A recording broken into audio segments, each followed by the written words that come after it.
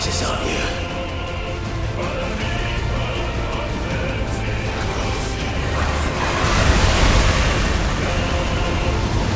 The leader will be proud.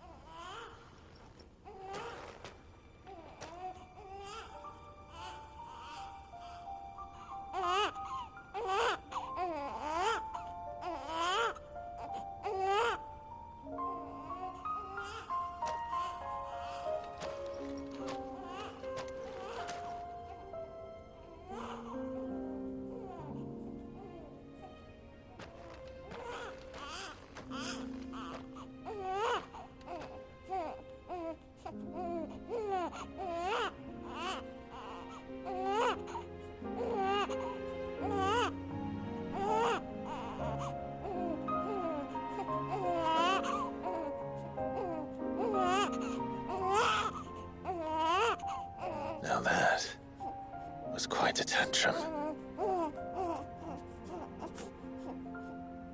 Clive! Where is he?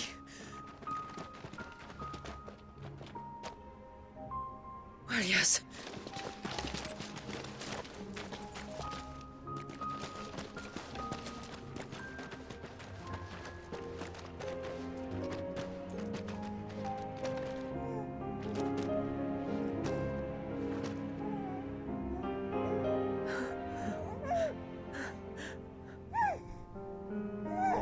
He's adorable. He is now. But did you see him a few moments ago? Clive, I don't know how to thank you.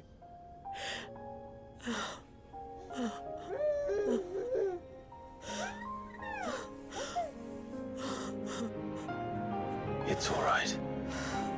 We should find him a dry blanket, though.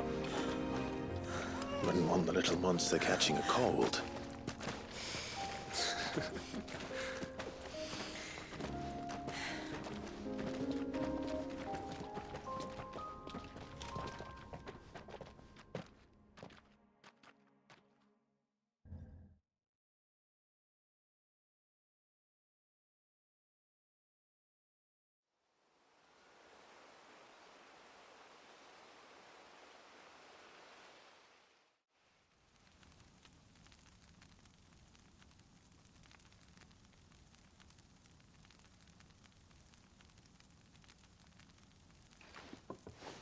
There. He's finally asleep. The poor thing had a long day. That makes two of us. So, what happens now? Now? Now, we make things right. How? By providing Walyas what he was denied. A place to learn and grow. A family to love and protect him. So that one day, when the wounds in his heart and mind have finally healed, he might decide for himself how he'd like to live the rest of his life. But until then, I'll stay by his side, come what may. Then he's a lucky boy. And not only because he'll have the best warrior this side of the belt to teach him the battle axe. She'll do her best. Shula. The beast that threatened your home is tamed. The empire that threatened your people toppled. Might it not be time to cast off your ancestors' glamour and retake your place in the Twins? Perhaps. It's not as if we have the crystals to maintain the wall much longer. But are we truly safe? Is the world truly ready to accept us for who we are and what we believe? If I remember rightly, you and yours still choose to remain hidden, do you not? We do. Well, your people will always be welcome in Haven, regardless. As will yours in the hideaway. We're allies now. If there's anything you need from us, supplies, food, equipment, do not hesitate to ask. It's kind of you to offer. But we'll manage, just as we always have. Besides, I suspect you'll be needing everything at your disposal if you're going to save the world.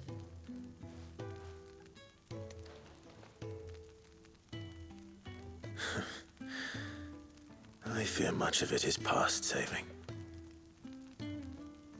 The best we can do is strive to turn what's left into a world where we can all live as equals. A noble endeavor. And there'll be a place in this world for us, will there? For Walyas. For everyone. I swear it. Then we shall be waiting. Until the tides bear you back to shore.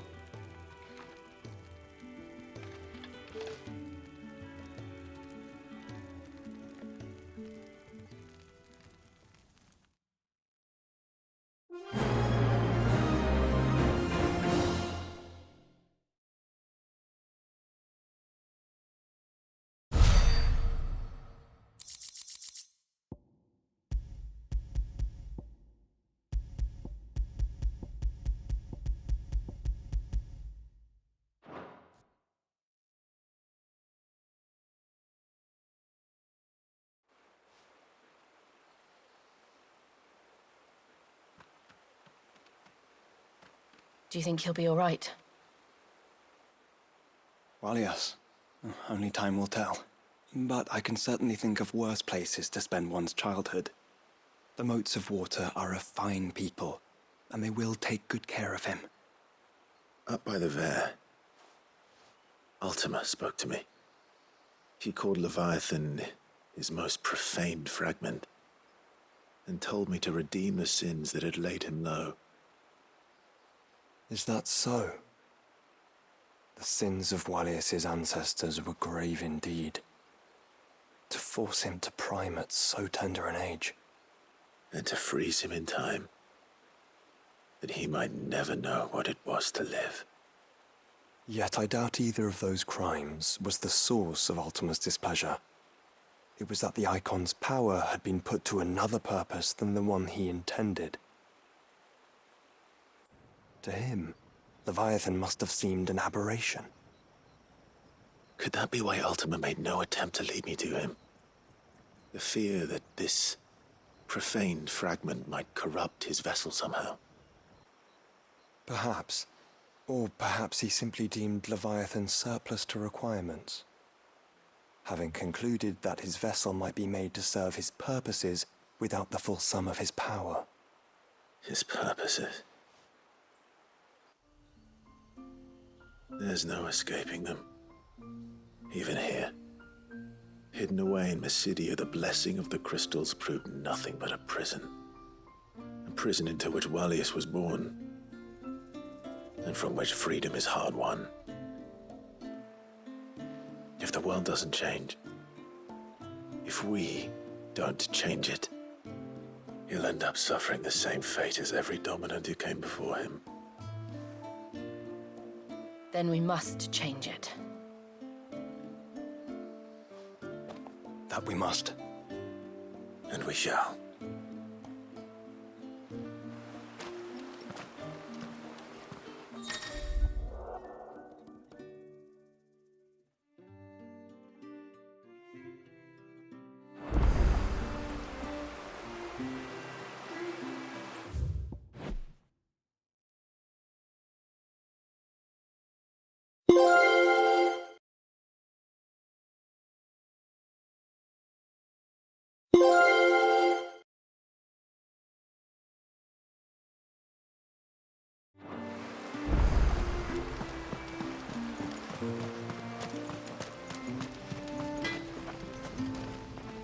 Yes?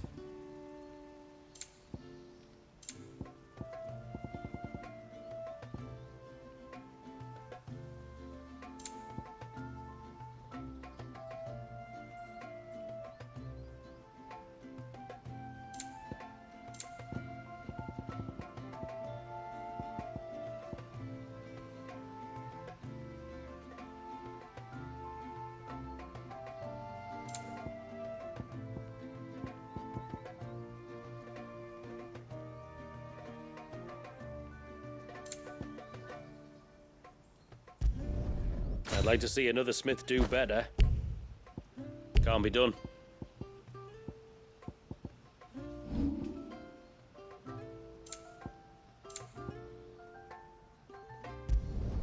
Will that do, yeah?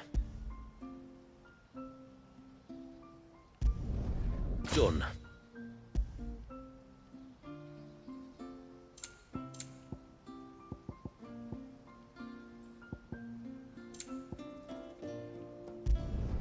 Will that do, yeah? Done.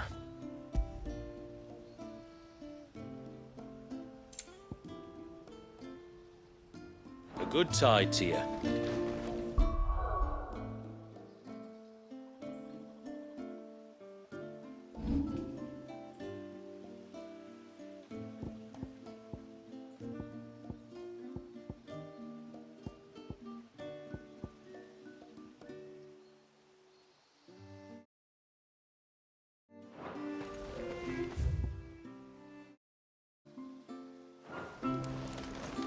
It is good to have them back. But how do we know the lad won't summon another flood? My friend, I have news. I think I might have found a way to break Tallow's curse. Go on. Well, after listening to the village elders and scouring every likely-looking tome in the library, I learned that not all tonberries are the same little green menaces we know and loathe. Apparently, a chosen few live to incredible ages and grow to many times the size of their counterparts. The folktales hold that it's the very eldest of these, the Tonberry kings, who weave the curses, and that their magics bind their victims to them, that they might continue to feed on their pain.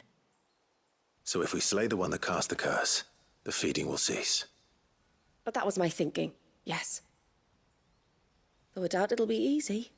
These kings are not just bigger, they're stronger too. And if the tales are true, their followers will defend them to the death. It is a perilous proposition, in short, but it may also be Tallow's only hope. What say you? I'll do it. Even if killing this king doesn't break the curse, Mysidia will be a safer place for its removal. Thank you. So then, where will I find it? That, alas, I do not know. It must have woven the curse at the altar in Father's Fell, but as to where it is now... Fanet! You were the one asking about tonberries, right? Because there's a whole bloody army of them out on the cloak. What? But why would they stray so far? And why now? There's only one way to find out. I'll head up the mountain and see what's going on. Right. Thank you. And please, be careful.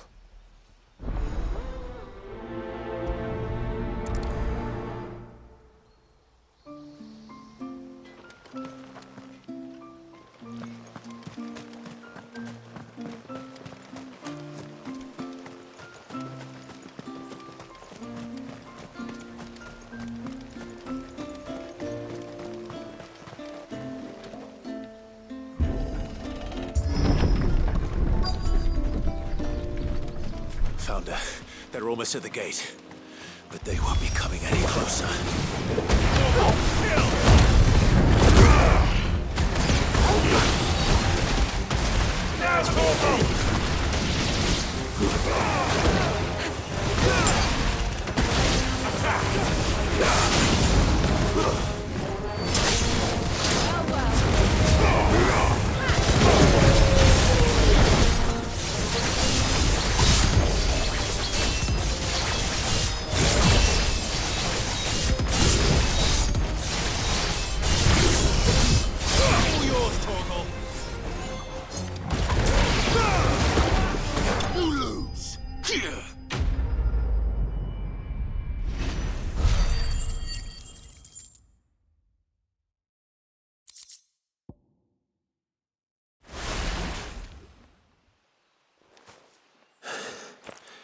That should buy Haven some time at least. Clive, are you all right? Fine. We've taken care of the immediate threat. Thank the tides. I was worried I was going to lose you both. Tallow, he took a sudden turn for the worse just after you left. What? Is he? No, he's hanging on. I fear the Tonberry King may have begun the cursing ritual again. In earnest this time. And I can't imagine their being here as a coincidence. I think it might be happening on this very mountain. If it is, it won't be for long. Get back to Tallow. I'm going up. My thanks. I shall pray for both of you.